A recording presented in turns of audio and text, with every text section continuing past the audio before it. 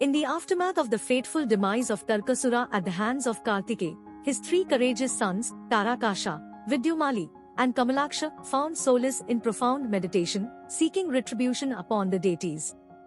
As their devotion reached a crescendo, the divine Brahma, captivated by their unwavering determination, materialized before the trio to bestow upon them the boons they desired.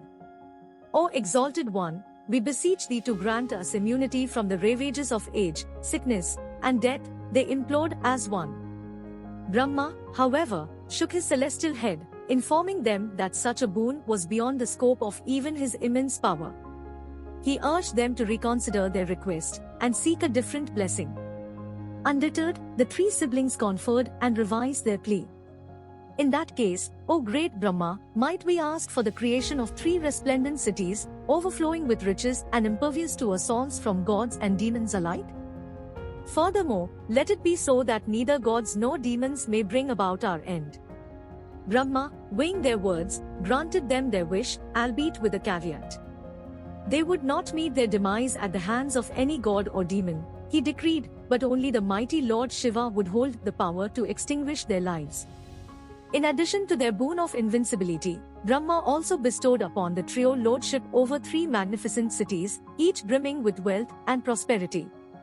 At Brahma's command, the demon architect Maya conjured a golden palace for Tarakasha in the heavens, a silver stronghold for Kamalaksha in the skies, and an iron fortress for Vidyumali upon the earth. Drunk on power and riches, the demon brothers unleashed a reign of terror upon the 3 realms, committing countless acts of cruelty. Desperate and in distress, the gods turned to Brahma, who guided them towards Lord Shiva. With bowed heads and hands clasped in supplication, they beseeched the Almighty, O Omnipotent One, the 3 worlds are at the mercy of these malevolent brothers of immense might. They have consumed the wisest of sages, and virtuous deeds have all but vanished. Only you can save us and shield the universe from annihilation. Lord Shiva, however, furrowed his brow in contemplation. O gods, he responded, these demons are currently devoted to me and performing acts of great merit.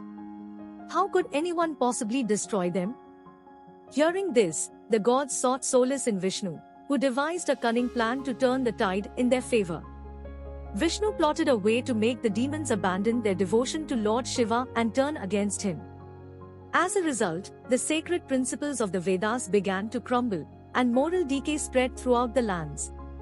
Acts of piety, such as worshipping gods and goddesses, performing sacrifices, engaging in charity, embarking on pilgrimages, fasting, and venerating deities like Lord Shiva, Vishnu, the sun god, Ganesha, and others, were all forsaken. Consequently, vice and malevolence held sway over the once harmonious realms. In the face of such dire circumstances, the gods, led by Vishnu and Brahma, ventured to Lord Shiva's abode on Mount Kailasha, hoping to appease the mighty deity. Despite their earnest attempts, Shiva remained unmoved. Following Vishnu's counsel, they recited the mantra Om Namah Shivaya Shubham Shubham Kuru Kuru Shivaya Namah Om 10 million times. Enchanted by the potent incantation, Lord Shiva at last appeared in his true form, addressing the celestial congregation. O Vishnu, O Brahma, O gods and O sages of auspicious rites! I am delighted by your devotion. Speak your wishes, and I shall grant them. The gods entreated, O Lord of the universe! We implore you to vanquish the Tripuras, that we may be safeguarded and protected. With determination etched upon his face, Lord Shiva prepared to confront and obliterate the 3 demon brothers.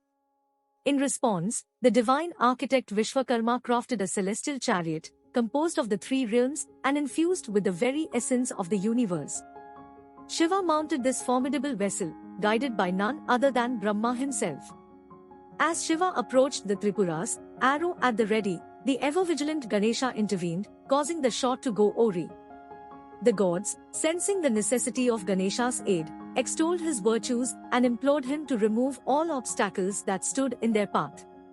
With Ganesha's blessing now secured, Lord Shiva once more took aim at the heart of the 3 cities. He loosed an arrow, radiant as 1,000 suns, that streaked across the heavens, engulfing the demon siblings in a blaze of divine retribution. The 3 cities crumbled, and the tyranny of the demon brothers was vanquished at last. Maya, the resourceful architect of the demons, emerged unscathed from the devastation, his unwavering devotion to Lord Shiva having spared him from the celestial onslaught.